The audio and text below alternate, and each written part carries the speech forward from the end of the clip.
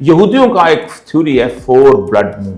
4 दफा जब मुकम्मल चांद ग्रहण लगता है और वो अगर लगता है उनके यौम कपूर के आसपास, वो कहते हैं कि जब ये लगता है तो then tragedy and then triumph. पहले हमारे ऊपर बड़ा जुल्म होता है और फिर उसके बाद अचानक जो है हमारी कामयाबी होती है। वो कहते हैं सबसे पहले 1492 में 4 मून इकट्ठे हुए। 4 मून जब इकट्ठे हुए 1492 में, तो हुआ ये था कि इजाबेला फर्डिनेंड ने स्पेन पता कर लिया था और स्पेन में 1,75,000 यहूदी रहते थे। तो जाहिर बात है, आपको पता है कि ईसाइयों की और यहूदियों की पुरानी जंग थी। तो ये इनको कहा कि आप में से जो ईसाई होना चाहते हैं वो हो जाए। तो इनमें से 75,000 लोग जो थे वो ईसाई हो गए थे और 1 लाख लोग जो थे ये भाग के चले गए थे खिलाफत उस्मानिया में, और ये रहना शुरू हो गए थे बोस्निया में, बल्गारिया में। ये सब उसका खिलाफत उस्मानिया कैसा और कुस्तुनतुनिया के अंदर ये कुछ मुसलमान खुद हो गए थे और ये ईसाई हो गए थे। और कोलंबस ने 1492 के अंदर अमेरिका दरियाफ्त कर लिया और वो लैंड ऑफ अपॉर्चुनिटी हमें मिल गई थी।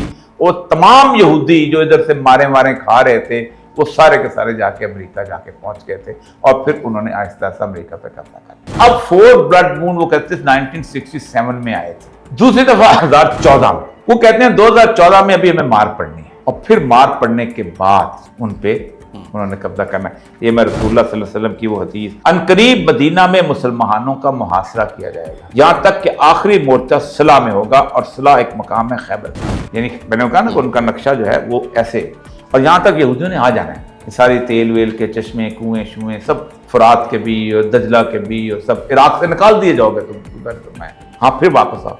ये जो मकाम है ना, ये हम इस वक्त इस सूर से आ रहे हैं।